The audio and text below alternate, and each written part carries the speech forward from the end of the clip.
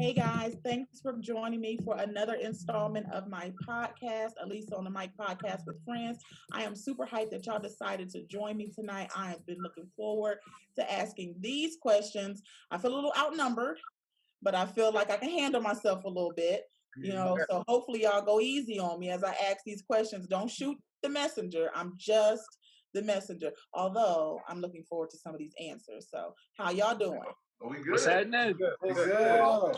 So it's really exciting because it's not very often that I get to just talk to a bunch of guys about a bunch of stuff that obviously we're misconstruing or we're missing as women.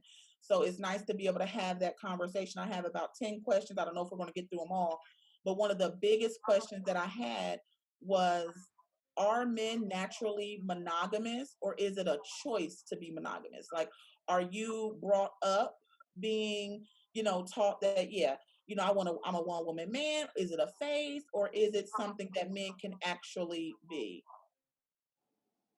I'll touch on that real quick. So I was raised traditionally, in a Christian household and all of those things.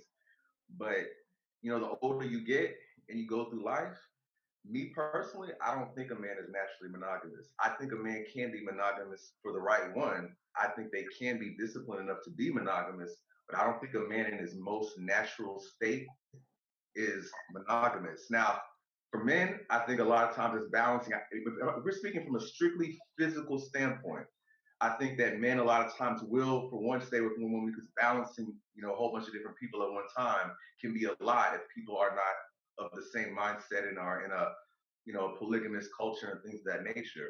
But I think that most men, and I always tell my women friends this, if you have your husband, and if your husband or your boyfriend knew and you said, listen, baby, if you want to be with another woman on a physical level, I really won't get mad. And if they honestly knew that you wouldn't get mad and that it would not bring any type of negative blowback to the household, with that answer, you would see what your husband would do in his most natural state. That's honestly what I truly believe. Men can be monogamous, but if you ask me, is it a man's most natural state? Men have testosterone. It is in us to want to spread our seed. That is something that's in us on a you know what I mean? Just on a level. And I think that a lot of women, they don't understand that. So then you're saying basically you go into a relationship knowing that your spouse or your boyfriend is going to cheat. Basically, that's what y'all saying. No, I don't think it's necessarily knowing that your spouse is going to cheat, but the question was, are we naturally monogamous or is it a choice? I think when you in a relationship or married, it has to be a conscious choice because, I don't know, I'm sure you brothers can vouch, but as a married man, we face temptation on a daily basis, as do women. What I'm saying is, if you want to respect the sanctity of your marriage, it takes effort. It takes you to consciously, look away from the temptation because, I like what you said about it's really a point of nature versus nurture. No, we're not naturally monogamous because yes, it's a biological component. We're meant to multiply and be fruitful. And I think that existed before the idea or the institution of being married or committed to a single person for, a lifetime. And so naturally, it was intended for us to multiply. You can't have enough sex with one person to tamper down this appetite that we have. We right. On a daily basis. You know what I mean? And that I don't, that's why brothers masturbate. I don't know if this question is coming up later, but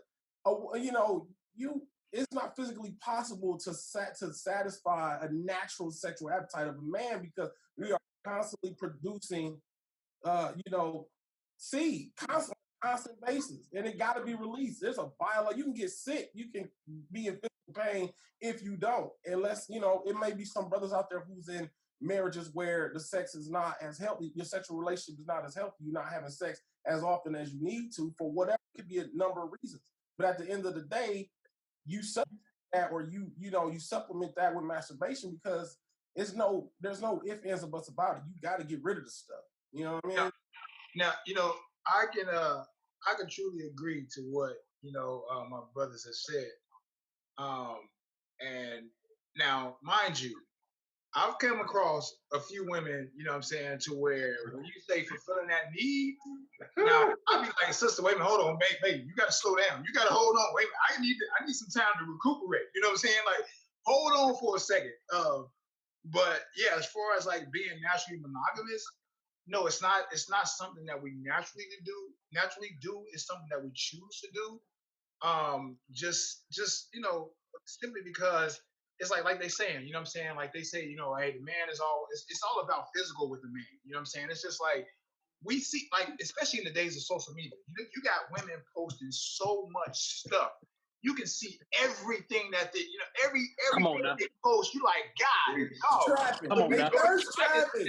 Come on now. You know what I'm saying? And so it's like when you see all this that these women are posting, and you look at your lady, you're like, come on, babe, wait a minute, hold on, you gotta step it up a little bit. You know what I'm saying? Like I see all this every day, all day. You know what I'm saying? Like, what are you doing? Like, come on, babe. You know what I'm saying? So it's a choice, and it's just a hard choice.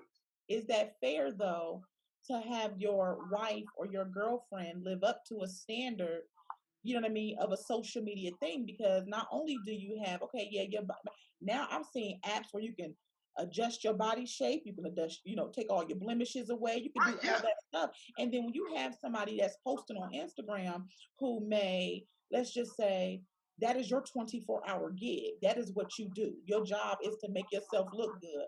When you got people at home that's taking care of kids, they're trying to cook, they're trying to, how can you compete, you know what I'm saying, with somebody who doesn't have the same responsibilities? Right. You're right. And you're right. And it's not fair. You know what I'm saying? Because like when it comes down to like me meeting somebody, right? I'm gonna meet you. We're gonna exchange information, this, that, and the other, whatever.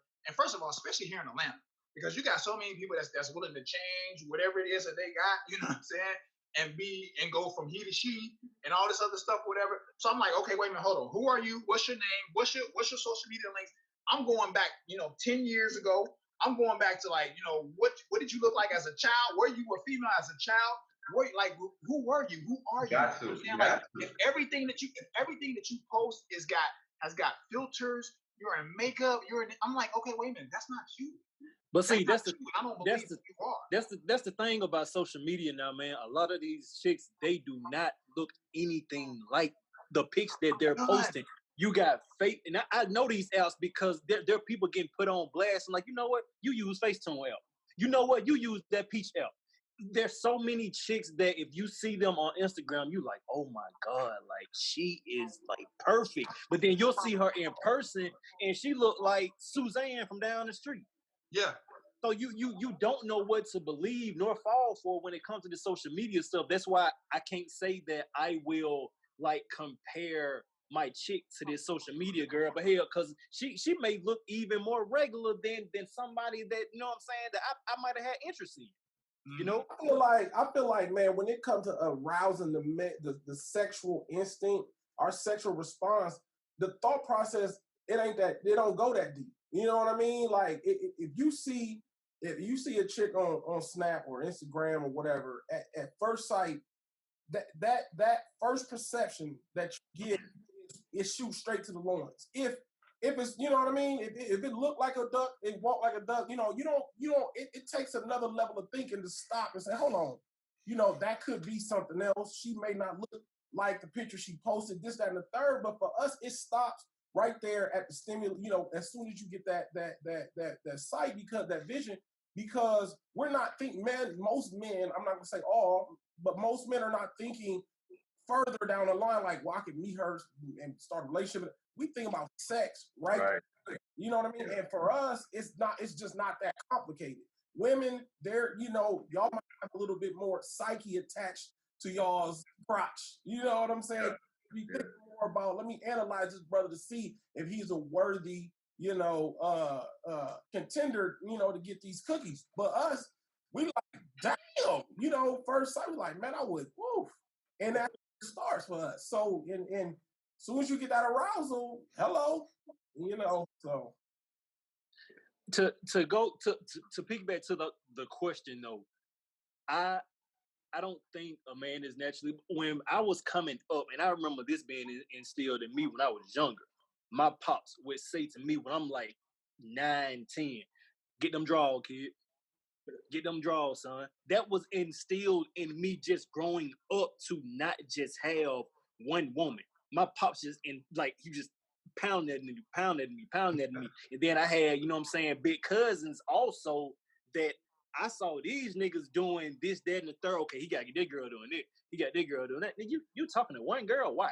Like, why you doing it? So I'm surrounded by all this growing up. So in my mind, it's like, nah, I ain't supposed to have no one girl. Like, what I'm doing, one girl. So it wasn't until I got older, like older, to the point where I'm like, all right, like, nah, nigga, like this ain't it. And especially in this day and age, in the social media era, you get put on blast now.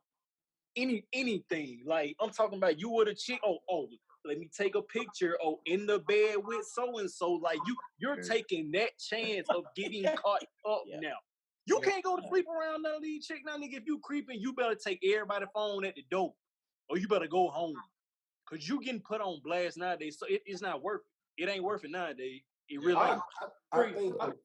I think it's like a level of, like, maturity and characteristics and the morale you have for yourself, and it's definitely stages. I think if you think about marriage and how it's supposed to be honored, then I will hope that you choose, to honor that. You know what I mean? So you have to make that choice, to basically demonstrate or basically be parallel with the requirements of honoring that marriage. But before that, exactly what you said, if you went on different level or different maturity, then the game is to get what you can while you can. It's free game. But like my pops, he always told me, you make sure, my parents, they basically was married, I think they were celebrating 45, 40, 44.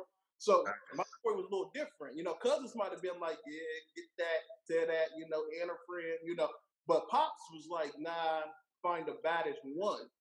You know what I mean? So that kind of like was in my little brain. I gotta find one bad one, and I'm gonna be all right. But I think it's a choice though, definitely though. Yeah, I'm with Rob. You know what I'm saying? It's just like that's the same way I grew up, man. Pop was a Rolling Stone. My uncles, they was all pimps and players. I'm telling you, like, if y'all see some of the stuff, some of the pictures I got of them with the platform boots, and like they was true pimps and players, like for real. And it was just like that's just how it was. And my cousins, like my male cousins that are their seeds, they were all the same way. So it was just like, that's just pretty much how we grew up. I mean, even to this day, my dad's 60 plus, and my dad got like 2 phones and like multiple. And I'm like, dude, what are you doing? Like, what is wrong with you? You're like 60 plus years old. Why are you still this way? And it's just like, and of course, like my mom being the strong Black woman that she was, it's like she tried her best to teach me differently, and was like, yo, this is not the way you want to live. This is not the way you want to, you want your life to be and stuff like that or whatever. So I kind of chose to do differently. But however, I did go to an HBCU. You know what I'm saying? And I'm telling you, them HBCUs are for real. You know what I'm saying? It's like the women that come through those HBCUs are for real. And so I had that stage and that period in my life where it was just like, yo, woman, okay, hey, what's up? Get it. But as I grew a little bit older, I'm like, okay, wait a minute, nah, that ain't what I really want. You know what I'm saying? That ain't really how I want to live my life. I need that same somebody where, hey, like right now in this quarantine, a single brother like me, I'm like, shit, like what the hell? Like I come home and it's like it's just me. I'm talking to my damn 4 walls and I ain't got nothing. You know what I'm saying? I'm like, no, that ain't what I want. That ain't how I want to live. Like I need somebody that's gonna be right here. Like, hey, babe, look, what's up? We in this together. We rolling, you know what I'm saying? We rolling strong. Me and you, we gonna get through this. But I think what y'all talking about essentially, man, is environment influencing. When you think about something natural, when I think about something natural, I think it takes no effort to do, like breathing, or just there's no subconscious, or when it's time to eat, you just eat. It's natural because the body naturally we have to eat, you have to breathe. There's no effort to go into it. Monogamy takes, and at least speaking for myself, monogamy takes a conscious consistent effort to remain that way. If something is natural, you don't have to try to breathe. In fact, if you try to stop, you're gonna turn purple and pass the hell out. This is not the same with monogamy, man. You have to consciously either be in a relationship or environment that's conducive to monogamy. Your ass is gonna fall off the wagon. I really don't. And falling off the wagon. So then that takes me to my next question. So for us women, I can speak for myself. If a man is not being monogamous, then we equate that with love. You see what I'm saying? So it's like, you know what I'm saying? Oh, he cheated. He don't love me no more. Oh, he cheated. He did this. He must not care about me. Is it safe to say that it has nothing to do with love? Nothing or at all. Nothing at all. Well, I wanted to touch on that. So, and obviously this is an all-encompassing statement, but when it comes to relationships, the reason why, and you see this where maybe the guy cheats, but if the girl cheats, he gets really angry, and she's like, "Well, why are you getting so mad?" The reason why is because men, we know that a lot of times when we slide off, it's strictly physical, and maybe we're not even intending on changing our family dynamic or whatever we have going on. But we also know, but just like you're touching on, that women a lot of times equate sex with love. Men, we just like to procreate. That's just in us. It's in our loins. But a guy's gonna get really upset if his girl cheats. It's like Jay said in his song, you don't get a brother back like that. I was gonna be right back. Like he said that, but that he really just encapsulated how men feel about that. Because when a woman, and obviously it's not all women, but a lot of men know that if a woman cheats, that means not only did he get her body, but he has her mind. Yeah. Women sometimes like to be mentally stimulated before, with like Milton was saying, with men, if she got whatever physically that we like and we just want to get it and get out, we're not necessarily thinking about a relationship. Now, what I will say is, if a woman from a mental standpoint is not nurturing the man and he's feeling like he's not being respected at home, he's being emasculated and things like that, then yes, another woman that he is dealing with can get his heart. That can happen, but there's other factors that go into that. But if you're talking about strictly getting in, getting out, like Milton was saying, a man, we understand. Like if one of our friends tell us, we already know in most cases it's just a physical thing, and he's not trying to change his situation necessarily. But if his girl does the same thing back to him, he's gonna be 38 hot because he knows that the dude has gotten to her mind. Yes, we know that as men, we know that. We may not say it, but we know that. That's why we get so much more mad. And women are like, "Well, how you gonna get mad at me when you did the same thing?" But in most cases, we don't look at it as being the same thing. We don't look at it as the same thing. We don't. It's recreation, man. Most guys look at sex, man, hooking up as it's sport. It's recreation. Yes. It's another outlet to drop some more seed. I mean, you can. Dude, I have been at times in my life, when I lived in Atlanta in particular, and I can say this because I was not married at the time, but and there was many nights where, it was like, my day was centered around, get up, get fresh, get dressed, go on about my business, get a little peace and go to sleep. Like it was incorporated in my day. And it even necessarily thought out about who it was going to be. It was like, shit, I might hook up at the club tonight. I might do X, Y, and Z. But shit, at the end of the day, I need to be smacking something. And, that is as far as it went. But I wasn't thinking about, I need to go out here and meet somebody special. And hopefully she got a good head on her shoulders and she can cook. Because it ain't that deep. Nah, it's just not. But see, it ain't that deep. Like the brother was saying on the flip side of that, and I understand you said it's a double standard, Lisa, but in most cases, women if I sleep with a woman, or if I meet a woman, we end up sleeping together, 9 times out of 10, I attracted her both physically, mentally. There were other things that went into her decision to give me. Now, I will put a caveat out there. On those nights where I was hooking up, it had to be somebody to hook up with, and so there is a class of women out here who really do think like guys and act accordingly, so we can't make blanket statements, but I'm saying, just for the most part, women are more emotionally involved in sex than men, and we can do the shit for recreation. That's just pure point blank. That was my thing too. I don't think we need to make like a blanket statement because now we living in this whole city girl, hot girl, I'm a savage like type. Yeah, like this the shit we living in right now. So you got just as many women that'll hit you up like, hey, I need it dropped off. Like, what's up? Come through. And then to send your ass pack and send you home. And you won't even hear from her.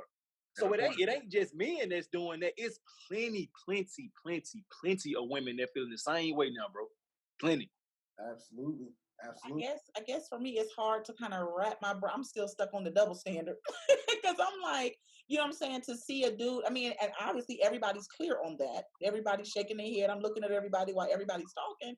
So that's definitely obviously something that is collectively thought of by men. Like that's and that's for me, that's kind of deep because I'm one of those women where I feel like if I'm doing everything that I'm supposed to do and you know what you want me to do, like how is it that you could? And a lot of my friends feel the same way. It's like I'm cooking, I'm cleaning, I'm making sure the house is clean, I'm taking care of your kids, I'm doing all. How do you expect somebody to feel? You know what I'm saying? When you cheat on that, like whether it's sport.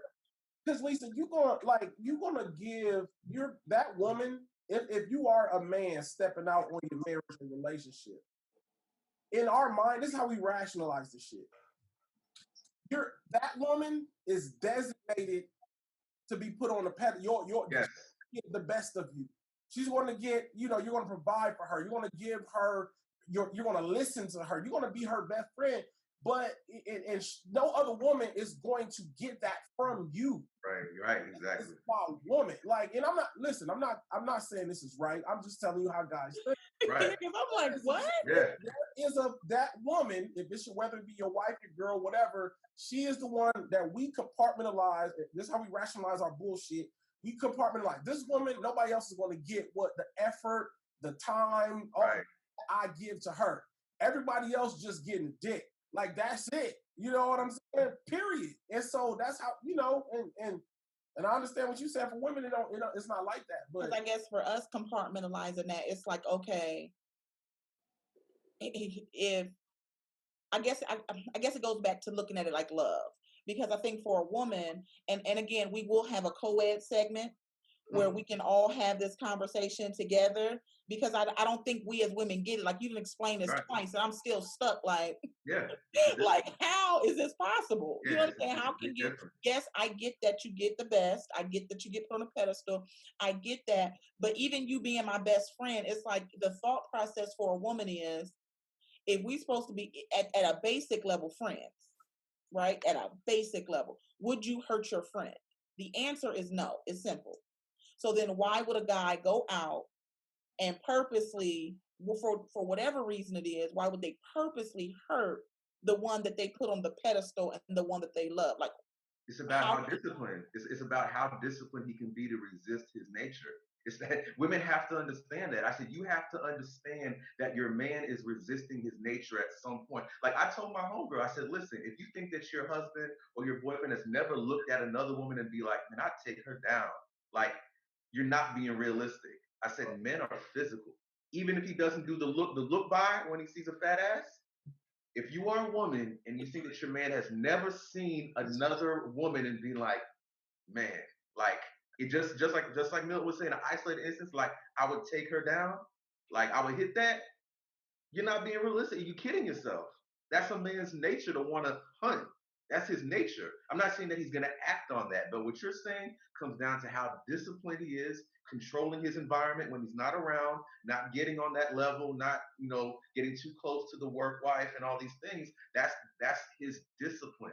That's the discipline that he has to have. But like I was telling you in another conversation, there's a lot of guys who feel like, well, I would never. But what I said is, a man doesn't even know what his limitations are until he has ultimate access. Like, when you see these professional athletes, I told every guy right here, think of the girl that was the it girl to you in college or high school. Now imagine if you were a professional athlete, imagine you were an entertainer, and you have that girl throwing it at you every day, 365 days a year. And I'm talking about factoring arguments, like maybe your wife decided like she's not going to give you none because she's mad at you, factoring all these different things. Y'all have a rough week. But imagine a professional athlete an entertainer. And I have friends who are in the NFL right now, like people who are getting it thrown at them. I said, a lot of guys will be like, well, you don't know what you would do until you're getting that thrown at you 365. That's when you know really, ultimately, where your control is as a man, because you have the ultimate options to have whatever you want. That's okay, you know what? And you know what the caveat off that, right? Right, I got three things, right? Yeah. First of all, it's not like, especially when you're in a committed relationship, right? It's not like brothers go out and go out and purposely do things. We just don't go out and purposely say, look, I got Shawty at home or whatever. Right. I want to hurt her. You know what I'm saying? Right, like, right. I'm about to go out and do this. That's one thing. We don't do that. And then two, Right. you know what I'm saying? You got so many women out here, right? And these committed relationships and stuff like that want to say they're going to withhold something. You know what I'm saying? Yeah. Like, oh, you want to act like that? Oh, you're not getting no ass. Oh, I ain't doing this or I ain't doing that. Okay, well, you ain't doing it. Guess what? Somebody out there is going to do it. You know what I'm saying? And then three, right? It's crazy because like we just had some me and a couple of guys of mine, we had some barbershop talk, right? Mm-hmm. And one of the brothers, he said one of his women told him, right? He was in a committed relationship and everything, and his woman told him, she said, look, first of all, men got a pussy meter, right? And that pussy meter is this. That pussy meter is here, right? And it's up to a woman to keep that pussy meter right here, right? Once that pussy meter dips here, he's looking, right? Yeah. Once that pussy meter dips here, he's smelling and looking. Once that pussy meter dips here, he's tasting, smelling, and looking, and he's like trying to see what he can see, trying to do what he can do, right? If the woman keep that pussy meter here, then that brother ain't got no other option but what's at home, because he's depleted. He's depleted of everything that he can get. You know what I'm saying? He ain't got nothing else to give because mama at home done took care of it all. Well, Maddox, what you think about that? I mean, I'm just gonna say that I feel that that's why communication is so important. You know what I mean? That's why, you know what I'm saying, talking to her and that nature. I think that's imperative. But for me, like I said, I think it goes back to like where you at in life and what you've done in the past, like, you know what I'm saying, and what type of foundation basically you trying to build with that particular person. So like for me in my household, God is first. So I honor her, you know what I'm saying? Not to say that it ain't no temptation, not to say it ain't hard. I work every day, trust me. Right. But the woman I pray for, that's like my, not investment, but I'm trying to pour into that. So it's a little bit harder for me to dishonor, you know what I'm saying, like what I'm praying for or what we're trying to build. You know what I mean? But I definitely feel like that communication and that women basically, holding sex and things of that nature to prove a point. That's my next question. People do feel like biblically because a lot of us, I'm sure all of us have been raised in the church. I believe we all have. So we've been brought up with that, ideology of you don't withhold sex from your partner. Both ways, you don't withhold it. But are you saying that there's never a time to withhold? Like, are you saying that when it comes down to the sex from a man's perspective, if they want it, it's imperative to give it, because if you don't, you're setting yourself up for a disaster? Or are you saying that it is okay to kind of withhold, but you just, it kind of is what it is? And I guess that's why would you want to withhold? That's my question. Why would you want to withhold? Give me one good reason. Why you would withhold? Why would you want to withhold? Because we're arguing, because we're into I'm trying to understand that. I don't even necessarily think it's, and again, this is one of the questions we will bring up on a co-ed set, because I don't want to speak for all, for everybody, but for me, I have a high sex drive. So the likelihood of me turning anything down, you know what I mean? He kind of like what DJames said. My husband sometimes gotta be like, okay, we're just going to get, we're going to just take a breather. But if I were to withhold, I would think it would come down to, you're not going to treat me a certain way and expect me to lay down and be like, okay, let's be intimate. And there is no way possible that I feel like if my husband is out here doing other stuff or doing other things, I can't see myself just being like, oh, okay, well, it's my wifely duty. Let me just go ahead and get jiggy with it. Okay, so I think that's a deeper issue, though. That's a deeper issue. Yeah. That's past the whole you want to get smart with me? Okay, you not finna get no ass tonight. When it comes to mistreatment and just out here wild, I think that's a different because your level of mistreatment, you may think. I mean, there's been times when I've had discussions with my husband. You may not think you're being disrespectful. You may not think that you're getting under my skin. You may not think you are. But if I feel like, or if a woman feels like you're being disrespectful, skip the fact that you feel like you're not. It's about how the woman is receiving it. And from that point, they are on a shutdown. Okay. So with that said, right? So what if that happens vice versa, right? Your husband think you being disrespectful, or whatever. He's like, all right, okay, cool. That's what you want to do. You ain't getting none. Would you being a woman with a high sex drive, and you saying you like coming on to him like, hey babe, what's up? And he like, no, I'm gonna be heated. What's your first thought? You're gonna be heated, right? Right. Who you giving it to? If you're not giving it to me, who you giving it to, right? That's dangerous. Then the accusations start. The accusations start. And I'm gonna be real with you. It's a lot of chicks out here. As soon as you tell her I'm not giving you none, that's when the name calling. That's when the name calling start. Women you can gonna be a little bitch tonight. You're gonna be a little bitch and blah blah blah and all this. Like it goes to a different level when you withhold it from a woman. That's when it gets bad out here. That was that baby boy line, Rob. You just remind me of baby boy. But it goes the same way. If a woman withholds from a man, then y'all just said it. Then you're gonna go cheat. You're gonna go find it somewhere else. So y'all may not verbalize it, but your actions is saying the same thing. I'm gonna be real, speaking for myself. I think that's the Wait a minute, Rob. What do you say? No, I'm just saying. I think that's a whole. You don't play that. You can't play that. You can't do that. You just can't. You know what I'm saying? So you saying period? Withholding is a no-go. Period. In the discussion. A no-go. Now I know some ladies might withhold if they're on the period, something like that, or but even But other than that, right. Hey, red lights, Rob. Red lights. Speed boom. But I'm just saying, like, I'm trying to give you like an example of if you was being withheld. You know what I'm saying? Other than something like that, it ain't that you can't play with that. You know what I'm saying? That's the worst thing you can do. That's why you got to be parallel. You know what I mean? I agree. You know what I'm saying? That you got to be parallel. You got to be on the same page, especially with that. I think it's a very, very interesting perspective.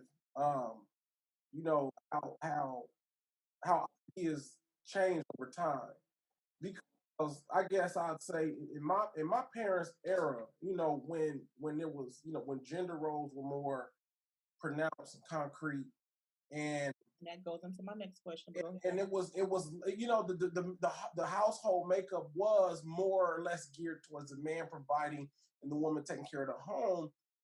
I mean, guys, you gotta remember, in the 50s, this is real shit. In the 50s, a man would slap his wife in public, and people would be like, "Well, what did you do to him?" Yeah. Oh, what did you get out of line? You didn't disobey. These are, to us, fast forward, millennials, and it's that is because of the way that society has changed and the independence movement. That's the mentality has changed such that women is now more of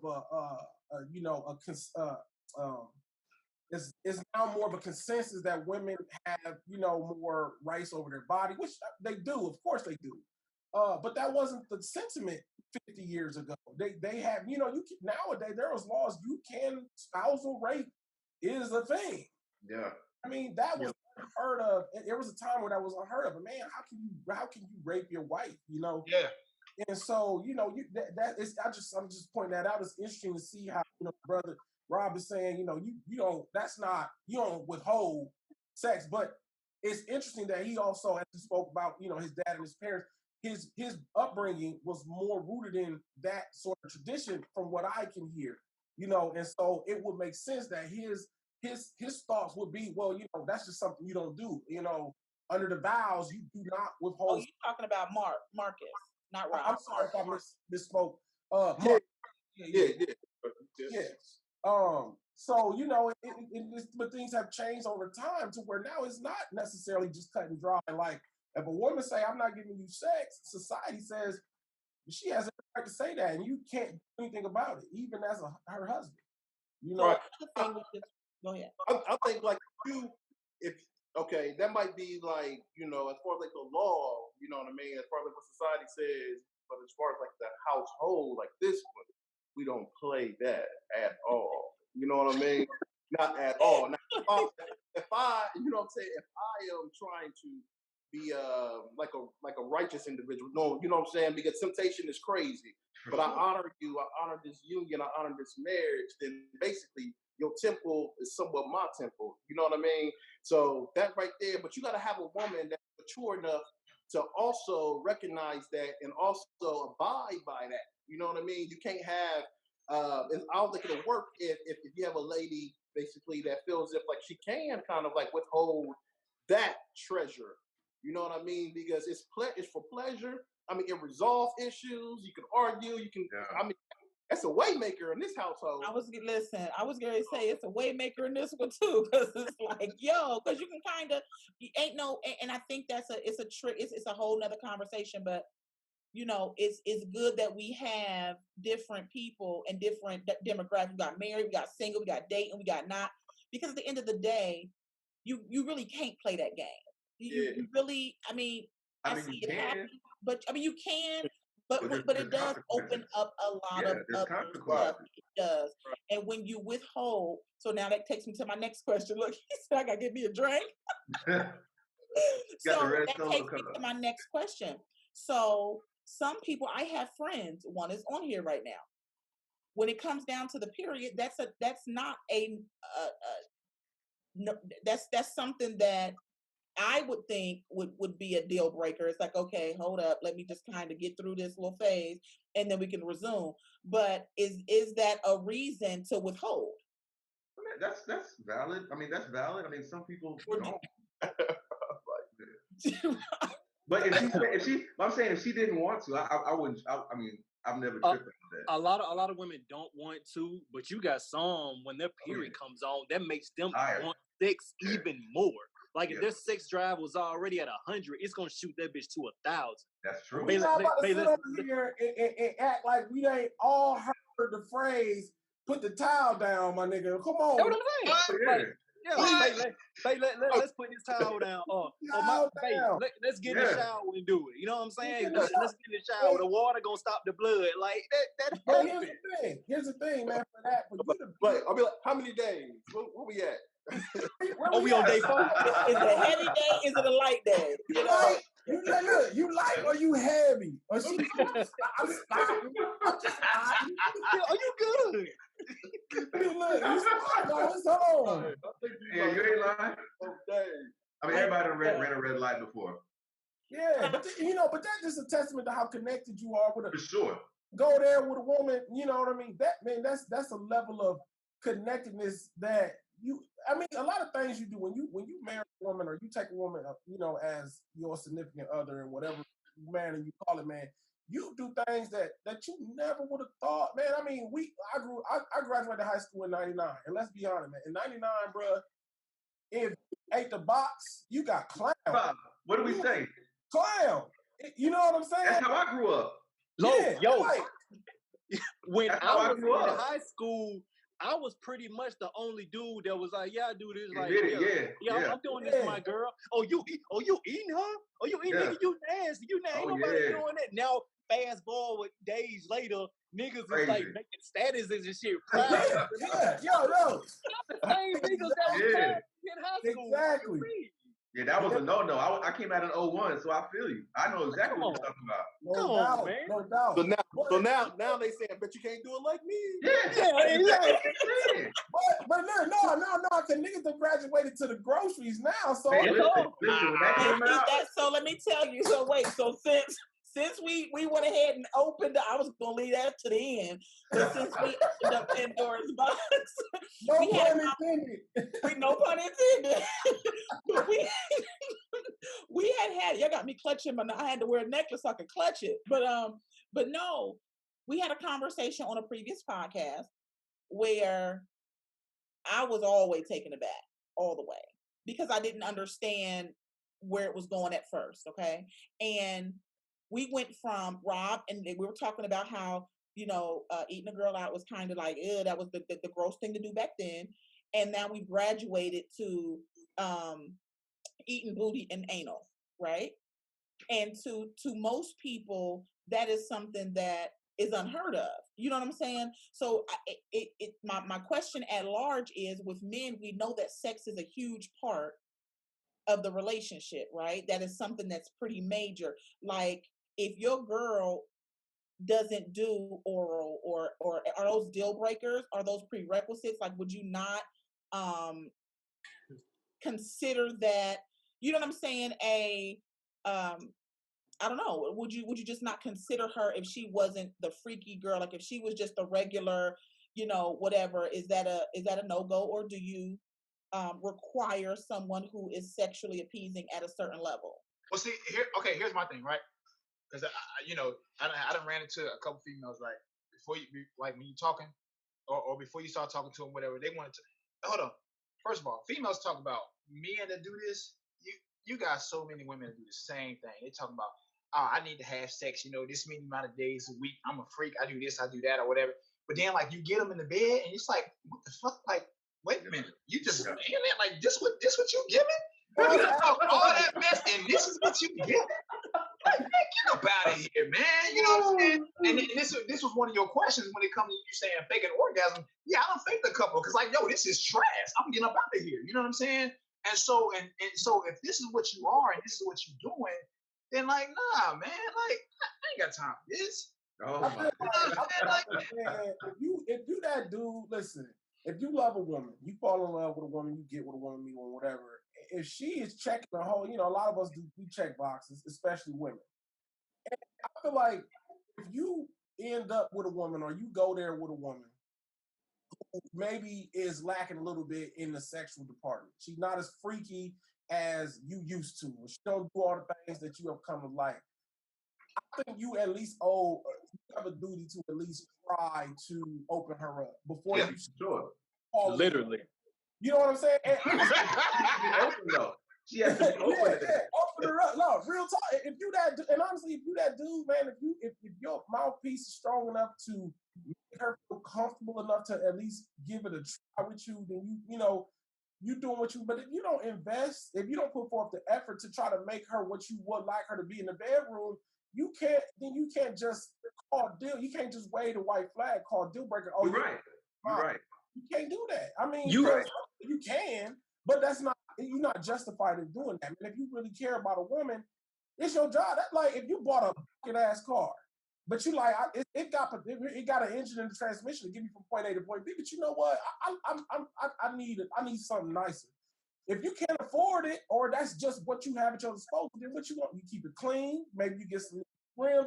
You're gonna make it what you want to be in order to satisfy what you want it to be. So it's the same. It's no different with your woman, man. If your woman ain't that natural freak that's going push you to the brink, you got to try to. And at the end of the day, if she can't, or if you don't, and you try, you also have a further duty to help her to understand. Listen, baby, this is something that I enjoy. Communication.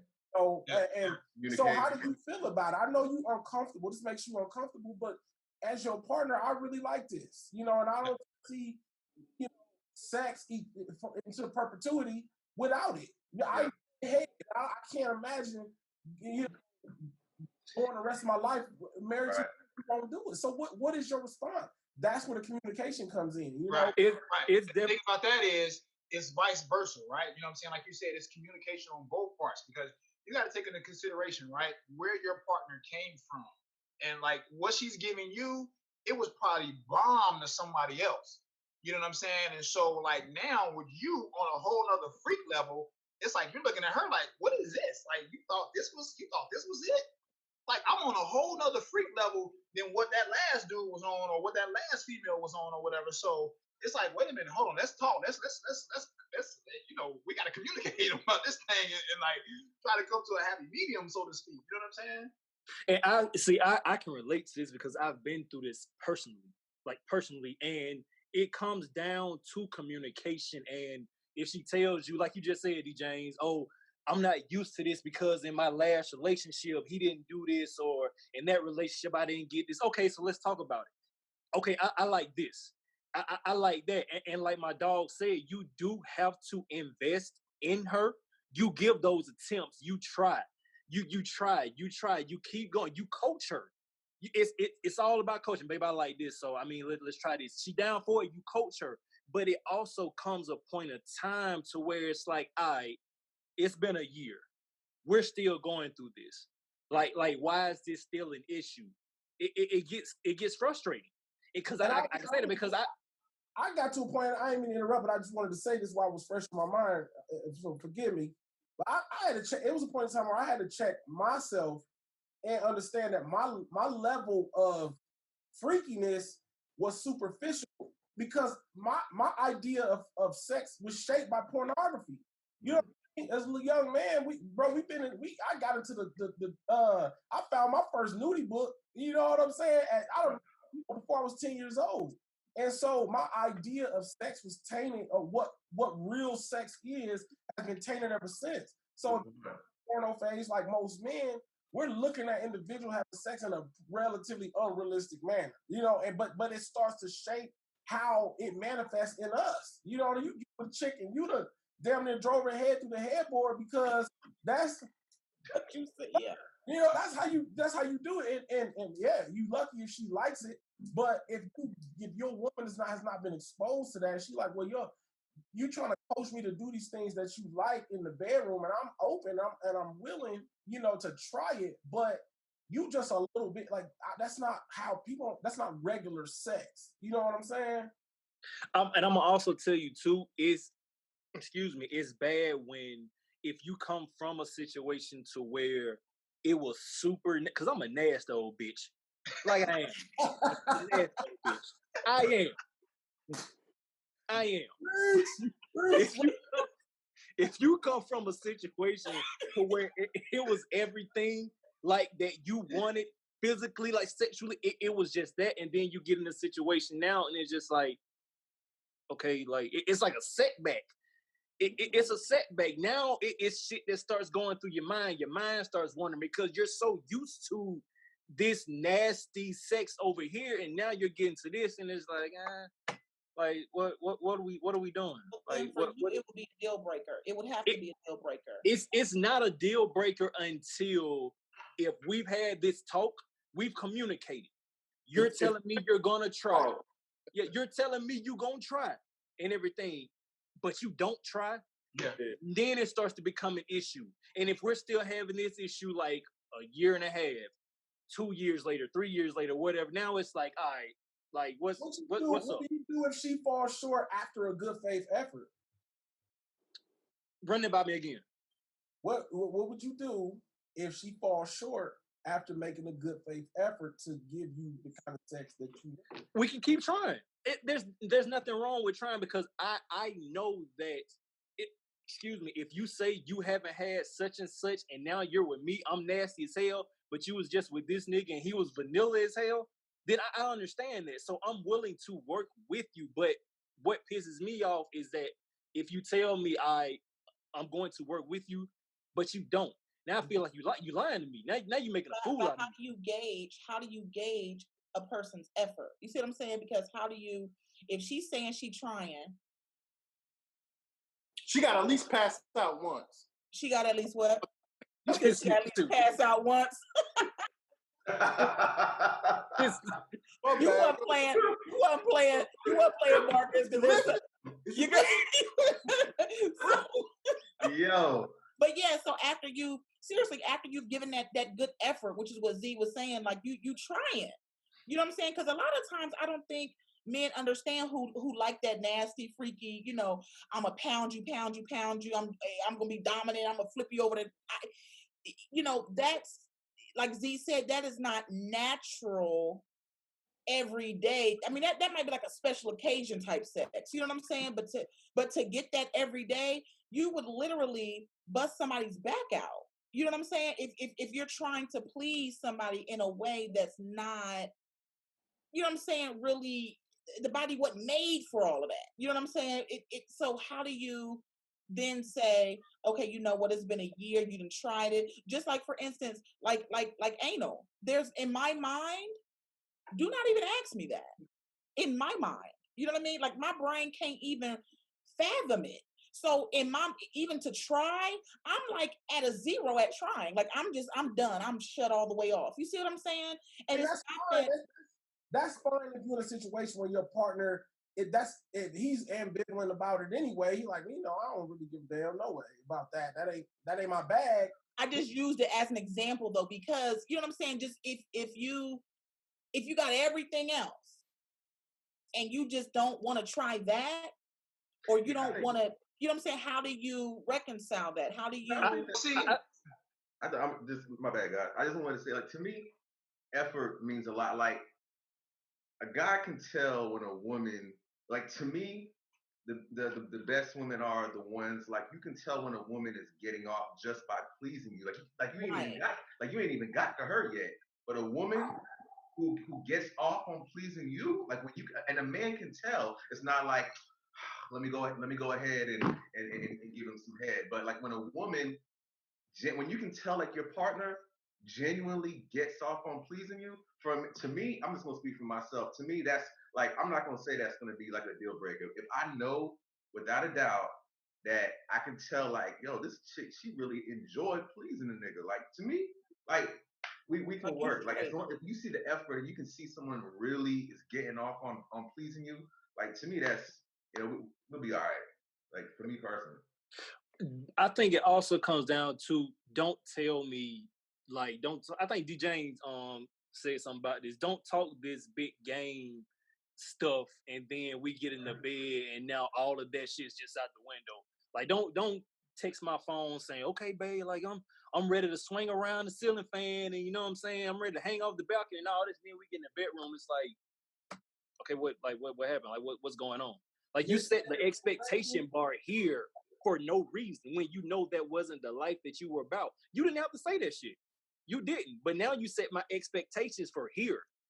So now I'm expecting this. Yeah, I think setting the expectation, especially going into a new situation, I think both parties need to be a little bit more realistic about or about setting the expectation, because brothers, we do it too. You know, I mean, it's all on the system, man. We sell wolf tickets in a lot of different ways. Like, you know, you date a woman and you may not say it expressly, but you imply certain things. You know, you imply income is higher. You imply through conversation that you're doing better in life than you are. You imply through conversation, eventually, once you get around to it, that you may be packing more than you actually are. But at the end of the day, it's gonna come a day of reckoning where you know what I'm saying? But see, that's the thing. That's the thing. That's why you undersell. Babe, I'm broke in here. You don't want me. You understand? You can ask any chick I have messed with, dated, anything. I'm not the type of nigga that's gonna go, yeah, man, shit, you don't want none of that big meat. Right. My average. Want none of that big dang-a-lang. Like, I'm not gonna do that shit. But what? You ask any chick I don't say that. I got a little one. I got any weeny one. Shrimp mode, team shrimp. That's what I tell them. That's what I tell them. Ask any of them. They'll tell you that. I don't sell a big wang-a-lang. No, baby. Shout out, man. Right. Hey, bro, I'm right there with you, bro. I do the same thing. Like, I ain't got it. You know what I'm saying? I ain't got it. But then that minute you in the bedroom, it's like, wait a minute, hold on, nigga. You just said, wait a minute, hold on. It's that shock and awe factor. You know, you get them, and you know what I'm saying? Like, yeah, I'm not about to be like, you know, I'm about to bust it down for like an hour, this, that, and the other. No, I'm not saying all that. I'm not saying all that. Yeah, I think that I've adopted a practice a long time ago to never, for the fact that you don't know what a woman's previous was like. For sure. You could be well endowed and know that and be confident about it. But even your well endowed, according to your assessment, could be under endowed if the last dude was working with an anaconda. You know what I'm saying? You in trouble, bro. You know what I'm saying? You can't stack up.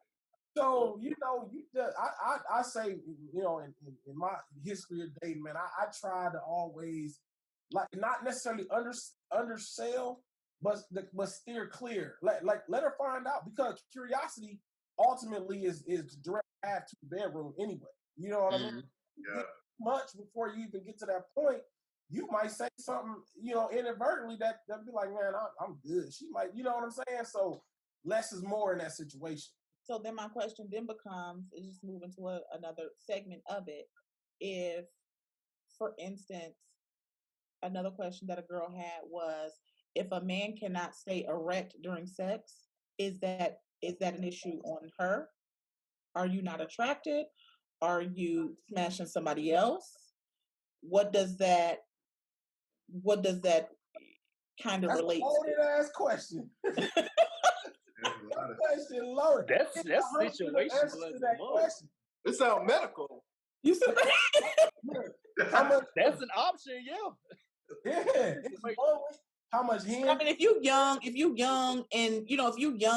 and don't have any medical issues, we're not talking about the medical part.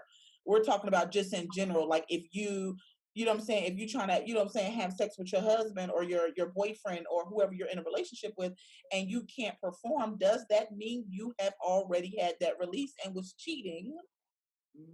Or does it mean that, I don't know what other, I'm not a man. I mean, you have medical, you have maybe the nigga just not attracted, like maybe he just ain't turned on. Like maybe what you're doing to him just ain't turning him on or whatever. And then maybe he did get off early. It doesn't necessarily have to be he was cheating. Maybe the nigga just 10 minutes ago got finished beating off and like he good. You didn't know he just got finished beating off. So now that you're coming in and trying to get you something or whatever, he's like, it ain't going up. So then that goes back to the question before. Is that fair? Is it fair for you to masturbate and not be able to perform your husbandly duties? If he feels well, I would say, what if he feels like the sex is unpredictable? Like, what if like he doesn't know when he's gonna get it, or especially if say you was holding out. Yeah. You say you holding out. You've been holding out for 2 weeks. So, bro, man, I got to release this. And he goes and releases, and then 15 minutes later, you come through the house. You like, all right, I'm ready. Like, let's go. He didn't expect that. You've been holding out for the past 2 weeks. You've been holding out. So that's not his fault. That's your fault. So it just sounds like from everybody that everything is just super situational. Absolutely. To you guys, it's situational, but to a woman, it's very clear cut. You see what I'm saying? Like, I feel like for a woman, all these different scenarios that y'all giving, it's just like, it don't mean much or nothing to a woman who feels like their significant other is not giving them what they need. Does that make sense? I mean, I know for me, I just think, for one, I think the bedroom, like the Bible says, undefiled. And if you had a situation to where something happened like that or whatever, there's other ways to still please you. You know what I'm saying? So I'm like, I don't understand how that would be like a stopping factor for me or whatever. I think because I think the answer to that, bro, is the fact that women have a tendency to take it personally when you're not aroused. When you're not aroused, they're gonna go to one or two things. They're gonna go to, it's me, you're not attracted to me no more, or you fucking somebody else. That's the two. And that's what I'm going with it. That's exactly what I'm saying. Yeah. That's the two most likely go-tos for a woman. But what y'all need to understand is, man, it can be, it's most likely than not none of the above. Like, me, right. Yes, we like to, we drop seed, we masturbate to get rid of, but our level of arousal is not always on 10. Because think about it. Stress affects arousal. Your cortisol levels is out of whack because you're stressful. Whatever. There's a lot of factors that we deal with on a daily basis that, hell, believe it or not, sometimes we might beat off with a half limp ass dick. It's not always, you're not always rocked up just because you in a sexual act.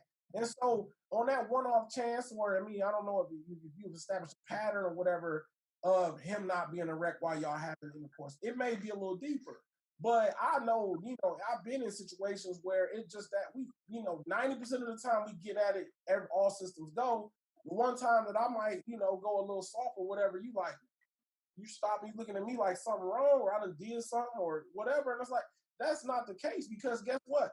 y'all, what if you have? I'm sure you've had a day in your, in the past where maybe you just wasn't as lubricated, and you think immediately of a reason why you just wasn't as lubricated, and you just was like, it just wasn't as lubricated as it normally is. This is a normal biological response, and other that factors in life have a tendency to to affect your level of arousal. But I will say one thing: a man, back to the comment about sometimes even masturbating with it not being fully erect.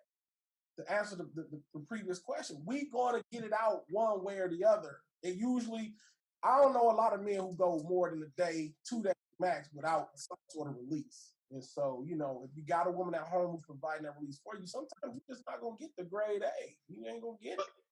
And you know what? And sometimes it's like it's unfair, right? Because like with a man, it's like your level of excitement or arousal or whatever is so much more visual than a woman's. You know what I'm saying? Because like it's like, okay, yo, I can see your heart, I can see you want, I can feel it or whatever. With a woman, yeah, she may not be as wet, but you put some spit on that thing or whatever, and it's gonna go in just as well. You know what I'm saying? But with and she can still be going through some things in her mind or whatever, but she can still make it happen. Yeah. But for a guy, we can't necessarily sometimes do that. You know what I'm saying? It's just like what you see and how you feel it and whatever, and what we're feeling and what we're thinking or whatever is what you're getting. With a woman, it's not like that. You know what I'm saying? It's like she can really not be feeling it or whatever and be like on something totally different or whatever. But like I said, once you drop some spit on that thing and get on up in there, you can make it happen. But that's not the case with a guy. You know what I'm saying? Because like if he's checked out or if he's got something going on mentally and stuff like that or whatever, it's going to affect him. Mm-hmm. Not so much with a woman. So then, with that being said, when a man says, "I love you, but I'm not in love with you," is that the beginning of the end, or is it the end, or are they just telling you that to kind of? I mean, is it workable after that? Is that it? Speaking for myself, I feel like once I've fallen out of love with you, I mean that's it. I can love you. I love plenty of my friends. I love my friends.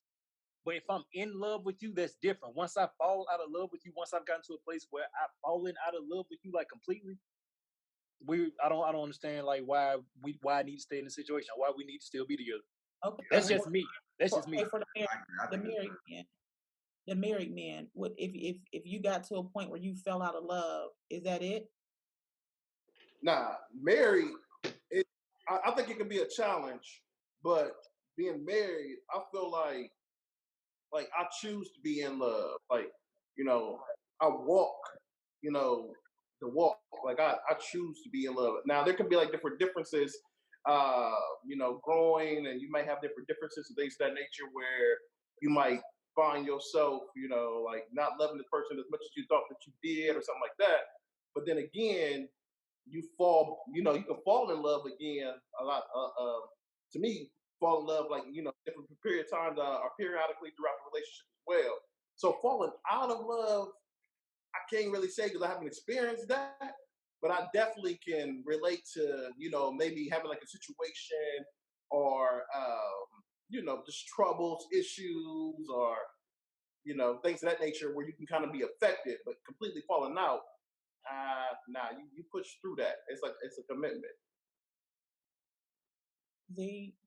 For me, I feel like I have a tendency to not necessarily subscribe to the the consensus of what it needs to be in love versus love somebody. For me, I look at being in love.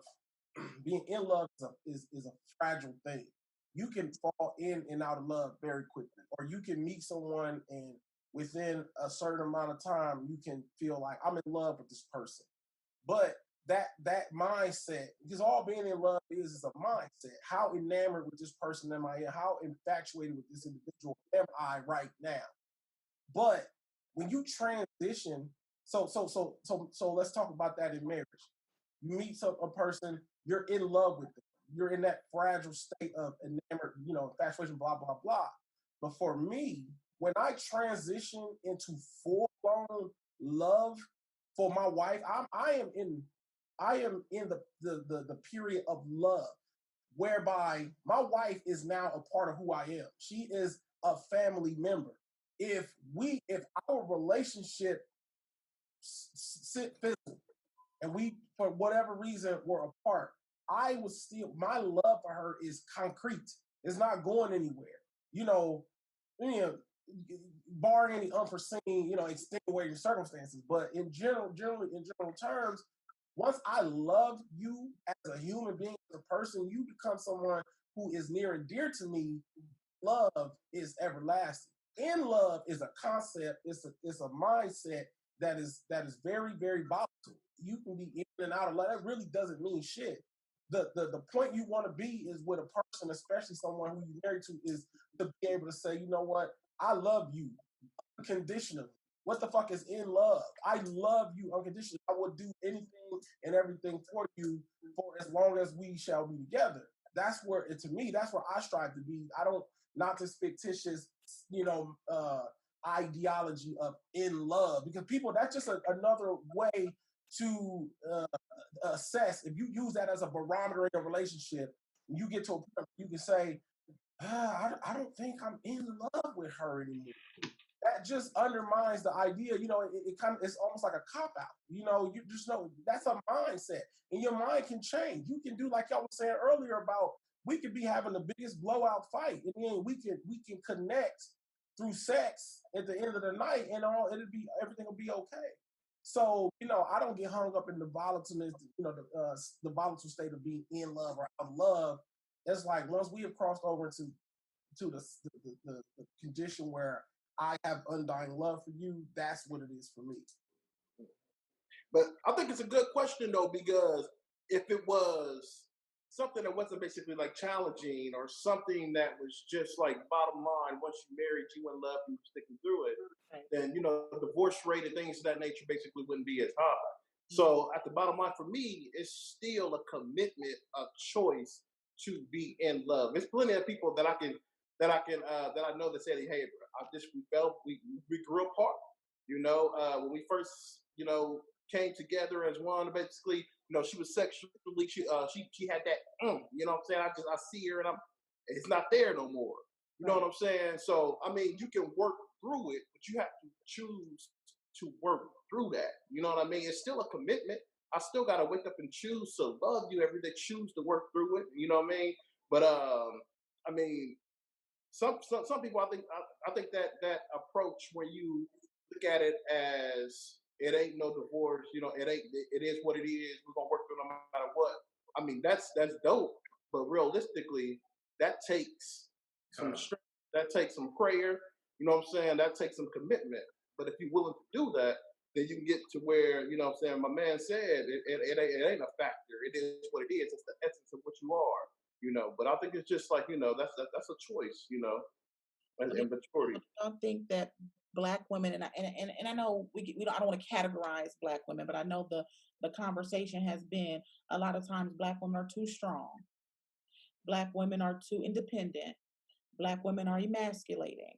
Black women are all these things. I mean, you can Google any number of things, and that's what's going to kind of come up in any kind of dialogue. Do you guys feel like that is our issue as a collective whole, as to why we can't get Black men to settle down with us? Like, I guess it's going to be a loaded question again.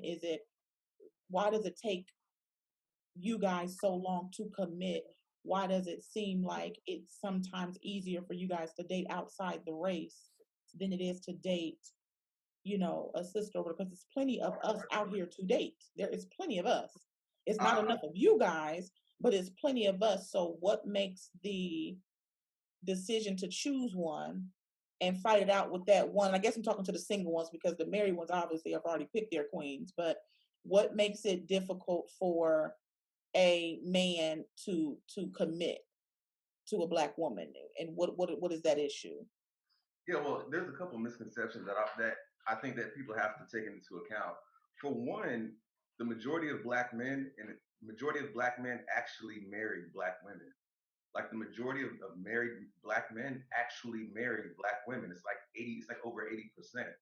But a big thing that has to be taken into consideration with that, why there's a lot of unmarried Black women, is because, to be truthful, there's not as many Black men to even match those numbers. Like, if you really, mass incarceration is actually a big part of that. Like, Black men are 6 times as likely to be incarcerated as a Black woman, 25 times as likely to be as incarcerated as a white person. So, I mean, the statistic itself, there's just not a lot of us out there to even equal how many Black women are out there. So the numbers get kind of skewed in that aspect. Already, it's going to be lopsided because there's not enough of us to even meet the demand per se. As far as where we are on that as a single person, I think a lot of us see, obviously, the divorce rate being, I'm just going to say roughly about 50%. I would say for myself, like, I just watched my parents, be married for like 25, 30 plus years. And then my mom just decided, like, you know what? I'm only speaking from my situation, so I grew up in a 2-parent household, but I just watched, both of my parents, my dad included, I watched him put sweat equity in, you know what I mean? I watched him put 30 years in, and then somebody decides to be like, you know what, I'm out. And now now I have to watch a man start over at the age of 60 plus, and he's got to, start the whole thing over again. So I think maybe subconsciously, sometimes, and you hate to say that, but I think a lot of people are, I don't want to say defined, but a lot of times your perception can be shaped by experiences and things that you've been through. I think that maybe subconsciously for myself, I've never said it, but if I were to self-analyze myself, maybe subconsciously, I have that anxiety, like, I don't want that to happen to me too. You know what I mean? Like, I don't want to just put in 30 years and then somebody just be like, because really, there was no infidelity that I know of. It was just that people, and I think that's something to actually talk, and I would love to hear what Milton takes, but I think when you get married, I think you have to probably realize that you're still a human being and you're still evolving. Because I hear people be like, well, you're not the same person, but if you get married in your 20s or your 30s or whatever, I mean, in your entire life, you're still evolving. So I watched my parents grow apart. You know what I mean? I watched it. Like, I knew in high school that my parents were nothing more than roommates. You know what I mean? Like, there wasn't a connection. Like, I knew that. And there's a lot of people who know that. I mean, my parents, sleeping in separate beds, different rooms. Like, I knew that they were roommates, and I knew that wasn't, quote unquote, love or the connection or whatever. But at that point, it was just like, let's just stay together until they get out of high school. And then, they separated before my sister got out. So for me, I think maybe subconsciously, maybe I'm a little bit resentful of what I saw. And I'm like, I thought that was messed up. And then you leave, and then, whatever, just essentially you get half of everything. And then, he's got to leave that, you keep the house, he's got to leave. Then you get in another relationship, and then you get a new house. And now it's like, okay, now you can come back to the house after I kicked you out at the age of 60 and you had to go get an apartment. And now I'm saying you can come back to the house. This is what I've seen personally. You know what I mean? So I had to watch my dad. So you pretty much saying that for you, in an overall sense, it's going to be pretty much it's like a trigger. Like, you don't want to find yourself giving your all to something and building something to end up with nothing. Pretty much. I think subconsciously, like I said, that's not something that I've ever verbalized. But if you actually have to be honest, and like, people are sometimes a lot of their viewpoints are shaped by experiences that you have.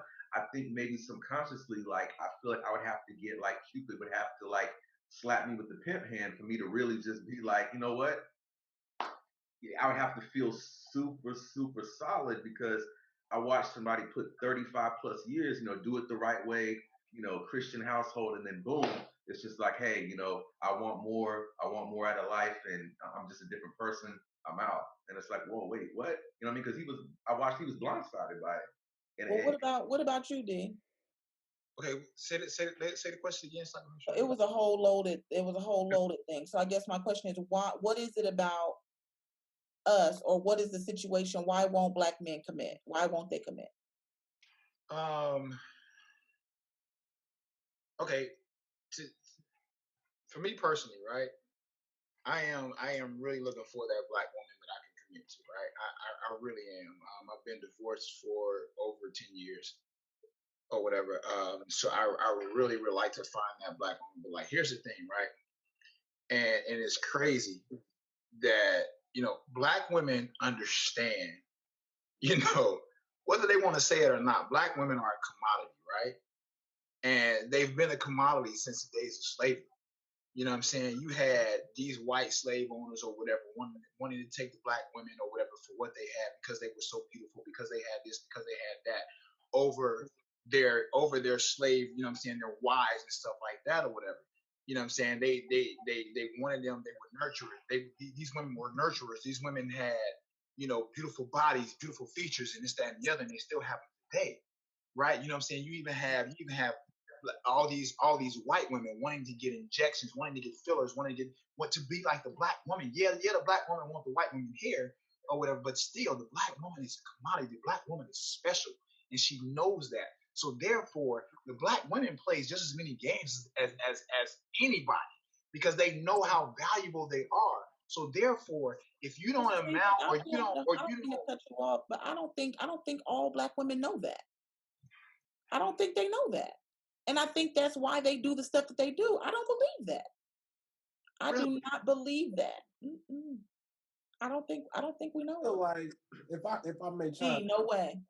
In terms of commitment, you know, I was just like the next man, you know, wild in the streets, had no intentions whatsoever. In fact, I said for most of my life that I would never get married. You know, I would never get married. I would never settle down. I think it's an institution and all of that. But I think two things happen. First of all, you get to a point of maturation. Like I didn't get married until I think I was 35. But you get to a point where you mature enough to where your values in life change. Your values change, your morals change. And for me, just speaking for myself personally, I got to a point in life where at 35 and still, at 30, still pretty much a loose cannon, a woman came into my life who the things that she was doing, she did not require me to do anything. She made me want to, through her actions, be a better person.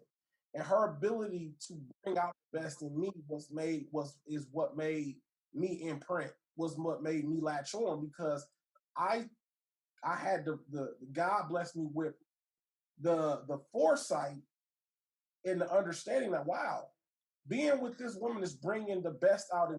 And it's her faith and belief in my abilities when I didn't have that faith and belief, and my observation of her hustle that made me say, well, damn, I can do this too. You know, when I got with my wife, you know, what made me say, I'm going to commit to this woman, that one thing that made me say, I'm going to commit to this woman, was when she looked me in my eyes and told me, you can do, I believe, that she was as sincere as she could ever be. I believe that you can do whatever it is you choose to do in this world. And simultaneously, I'm watching her, just a regular woman. No, you know, I mean, obviously she was superwoman in her own right, but just a regular woman for all intents and purposes, going through medical school, going through residency, doing this thing, becoming a doctor, and she didn't have any greater gifts than anyone I had ever met, including myself. And so when I said, well, if she can do that, then what's stopping me from, you know, we cut from the same type of cloth. What's stopping me from doing the same thing? So and I would bring up a suggestion or idea to her, and she was always, you can do it. Of course, go for it. I said, baby, I think I want to go back to college and finish my degree. She said, I was waiting on you to say that. I've been wanting you to say that for so long. I will support you. And then her actions was commensurate with her words. She held that support while I went to law school, you know, and so then it goes back to you saying pretty much women need to be more supportive of their of their men and their aspirations and their dream. That's that one factor that seems like it's what separates you from the other women. It's just being able to sincerely put, because I know we had cut you off too, but is that a thing for you? Oh yeah. Oh yes. I mean, being supportive is definitely a thing for me. I mean, especially with the industry that I'm in.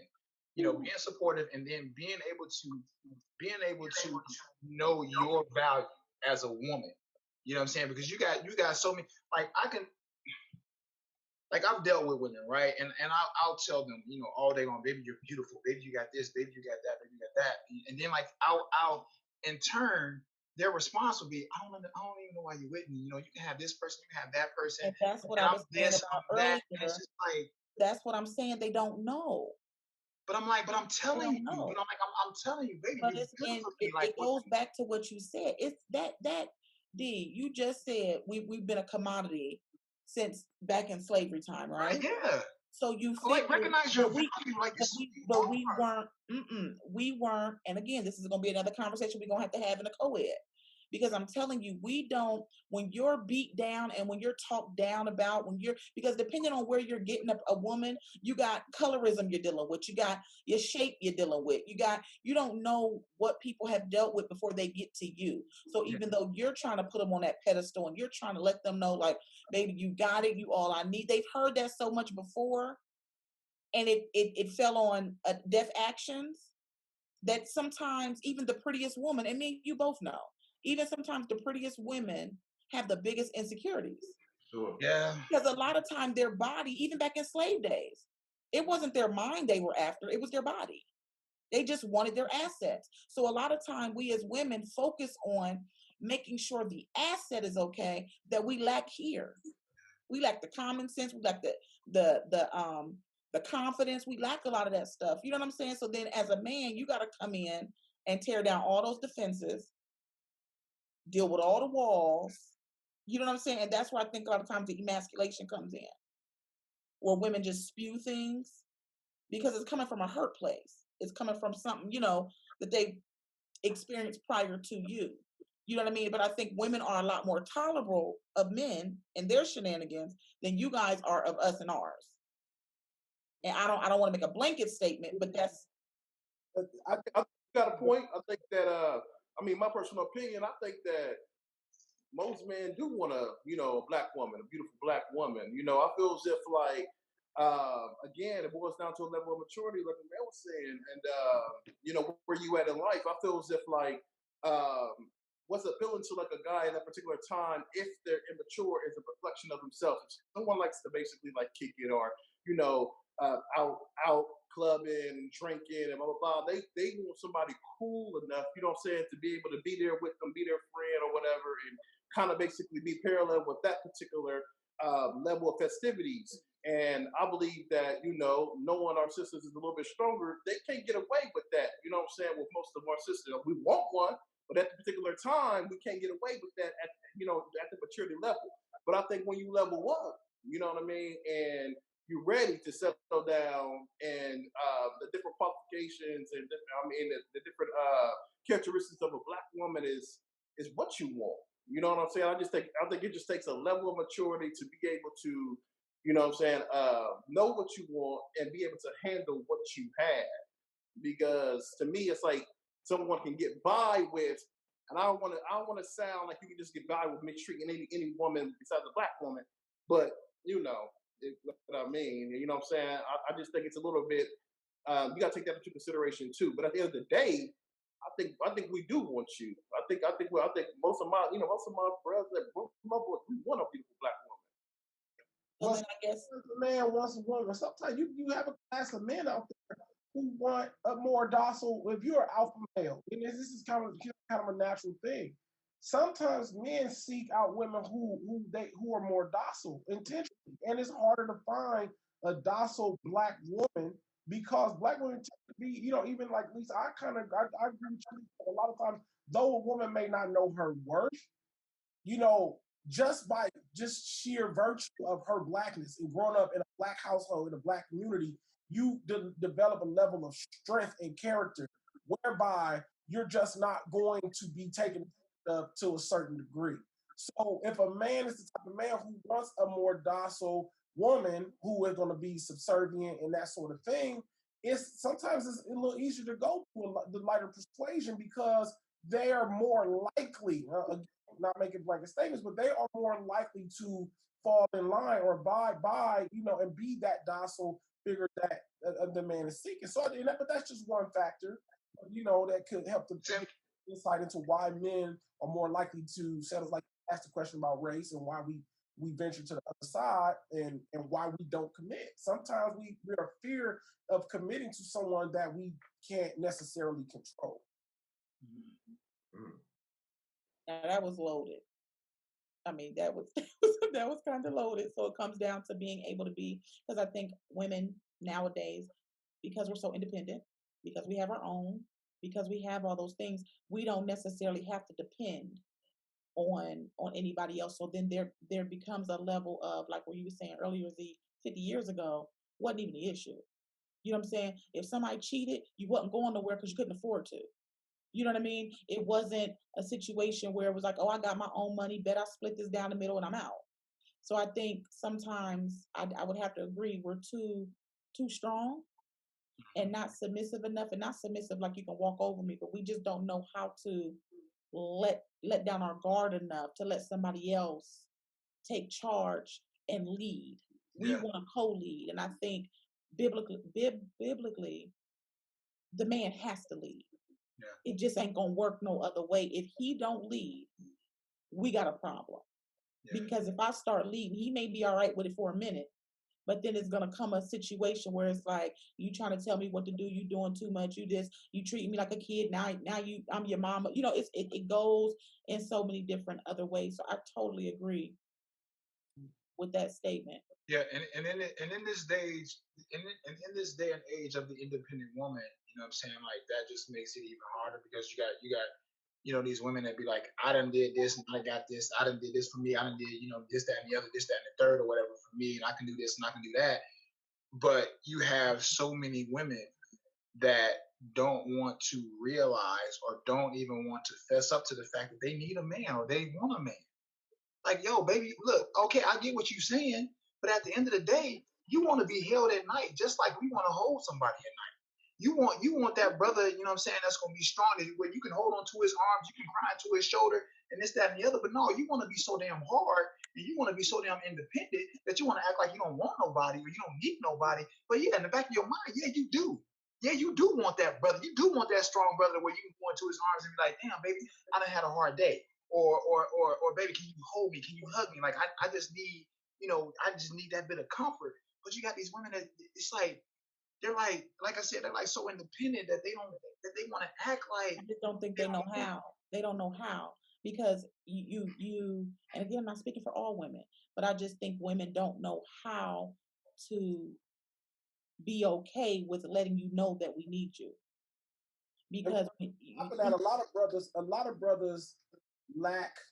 This is just a shame to the fellas, but it's just the truth. A lot of brothers lack the ability to lead, the necessary skills to lead, if they're not the breadwinner. And what I mean when I say that is, a lot of us can hide behind the provisions, the financial ability. If you can provide for the household, it creates a sense of leadership, because you're doing what the man is supposed to do. You're providing. But if you flip the coin and the woman is the breadwinner, that's where the emasculation comes in. Because in order for you to be a leader when you're not the sole breadwinner, when your woman is making more money than you, then you have to have the skill to lead in other aspects of your household, to be the example for your children, to teach morals and values, to keep your house in order. That's a whole different skill set. But a lot of men have been able to, appear to be a leader because they are paying the bills. But the truth of the matter is that doesn't make you a leader. Yeah. It just makes but you I feel like that's what men do, though. I think when the woman is making more money, then their very second thing to do is, oh, I'm gonna make sure I sex her down real good. I'm gonna make sure I do this, that, and the third. That is the next best thing. I feel like for some men, and I think that it gets to a point where it's like, women feel like if you don't have that skill, because we ain't gonna say it like you just said it, because you said it real good. We're not gonna say it like that. Our thing is, okay, you're not providing. Sex ain't everything. It's not enough. We don't know how to have those conversations where, for a man, as long as you feed him, he got somewhere to stay, he can play, he can do what he want to do every now and again, and you having sex with, they're pretty content. But for a woman, it's like we want other things, but we don't know how to have those kind of conversations, because it always comes out wrong, because I think it hits the ears wrong. You know what I mean? Because a man is already insecure because he's not providing. Yeah. Now it hits his ears like, oh, so what you saying? The sex ain't good. The sex ain't that ain't what we saying. We just trying to chronologically go down a list of trying to explain something. So then you can't even get to the third point before it's this. You know what I mean? And then there's a mistrust on the man's side because they feel like the woman is saying, you know, kind of down on them, or they feel like they got to make the most money. Because that, for anybody else, like if a woman makes more money, I do feel like dudes feel like, oh, that's a problem. Like I need to be the breadwinner. If I'm not the breadwinner, what else do I have? Now, I feel like a man who knows that he can contribute more than just money is less likely to have a problem with the woman being the breadwinner. Yeah, and I totally agree with that. You know what I'm saying? And then too, like what Alyssa was saying, as far as like a man receiving it wrong, because like a lot of times, man, when it comes to women, y'all delivery is all wrong. You know what I'm saying? Y'all come in and y'all get to snapping the neck, y'all get to saying whatever and however you want to or whatever, and it's just like it's all wrong. But like my brother was saying, like me, right, coming out of the army or whatever, it was hard. You know what I'm saying? Because like mind you, I was a captain with 11 years. I was making a lot of money, right? And then now when it comes down to me pursuing the whole acting thing and then being an entrepreneur as a barber, I know I don't make a lot of money. But mind you, I got my own. I got my own. All this, you know what I'm saying? This is me. You know, I can provide. I can pay. I can provide my portion of what's needed to provide. And I'm willing to say, hey, especially this day and age, man, women are going to get it. Black women are going to get it. You know what I'm saying? So, and it's like I have to be able to say, look, let me put this pride aside. If I want that strong black woman, you know what I'm saying? Let me put my pride aside a little bit and say, all right, baby, look, yeah, you got it right now. You doing it right now, but mind you, I'm grinding too. I'm right here with you. I'm helping you. You know what I'm saying? Like, no, you're not paying all these bills on your own. I'm helping you. No, I may not be the major breadwinner, but I'm helping you. You know what I'm saying? Like I am bringing my portion. I am paying my portion of this. You know, and yes, this is my dream. And yes, you're supporting this dream. And when this dream comes to fruition, we all gonna eat. You know what I'm saying? Because I'm not giving up on this. I'm not. You know what I'm saying? And so At what point does a woman we all know that brother who is a perpetual dreamer, so to speak. There's nothing wrong with that. When you simultaneously enter into a relationship or circumstance where you have to now be some sort of support, but your dreams are not necessarily allowing you to carry, you know, that burden at the moment, and your woman is understanding of that initially, but it's going to come a point in time where it's like, listen, baby, I'm in between a rock and a hard place. I need some help. I want to believe in you until the wheels fall off. Believe that. However, you know, ... What do y'all think about that? Well, see, that's what I'm saying. Like I said, hey, I set myself like my situation. I've set myself up to where it's like, okay, yeah, I got everything I need. I got everything I want. I'm taking care of that. However, if I was to come in a union, right, with a woman that made more than me and provided and did more than me, you know, because of the route that I'm taking, or because of the career path that I've taken or whatever, I still have it to where I'm set up to where it's like, look, you're not gonna be the only one taking care of the situation. I got it. I can provide my portion. I can provide, you know what I'm saying, what's needed to assist you and to help you. Yeah, you're the major breadwinner, so yeah, you probably have a greater savings and you probably have a greater portion of the income, but you best believe you're not taking care of this on your own. I'm not going to allow you to take care of this on your own. I'm not going to be that person to where acting is going to act like my pursuit of acting is going to take precedence or take control over me providing what you need me to provide for this household. Like, yeah, like with acting, yo, you can get booked here or there, you know what I'm saying, or you can get a job here or there. But mind you, I'm an entrepreneur. I'm a barber. So if I gotta work 7 days a week in that damn barbershop to help provide for this household, I'm gonna do that. You're not doing this on your own. But what happens where you can't? What happens when it gets down to that the nuts and bolts of, okay, so say for instance, you know. Well, see, that's what I'm saying. I can't say that in my situation. I can't say that I will never be able to not be able, because I have a disability. The army provides me a disability, so I'm going to be able to provide something to this household. Regardless. Regardless. But what about Mark and Rob? What do y'all think? What happens if you get to a point where, you know what I'm saying, your dream is just as costly, like, and the woman has to be like, well, just what happens when you get to that point? I say, and that's solely depend on the woman, solely. Okay, I say in that sense, as a man, you want to kind of put a time frame on it. Okay, baby, look, I need you. Look, this is my dream. This is my goal. I'm this close. So can you, like, is it okay? You need to sit down and have a conversation. Y'all need to communicate. Baby, is it okay? You and I both know acting is so unpredictable, or I know. So unpredictable that you can think maybe 6 months. Right. You know what I'm saying? And that 6 months ain't 6 months. You know what I'm saying? That's what I'm saying. It goes longer and longer. Right. That's where the communication comes in. Hey, baby, look, 6 months, a year, I'm going at it. But then after that 6 months or a year, it's like, okay, look, babe, I done gave you that 6 months or a year. Can you go out and get a little temp job, or can you go out and do this? Can you go out and do that? And like, y'all don't had that conversation. So it's like, okay, hey, now it's time to put up or shut up. Babe, we had this conversation a year ago. You know what I'm saying? This is what you said a year ago. You know, yeah, I'm not saying totally disregard your dream, but I now need a little bit of help on you know what I'm saying, on this household. So how can you be able to do both? And you as the man, you know what I'm saying, knowing that you had that conversation a year ago, you have to, okay, baby, I understand. You're right. We didn't have that conversation. This is really, Lisa can vouch for this. And I'm actually living this scenario that we're talking about right now.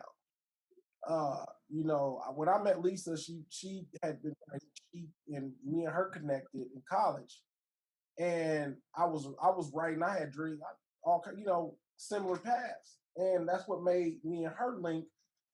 But being faced with the situation that we're talking about right now is why the reason I admire Lisa so much is because her efforts have not wavered. They've been unwavering.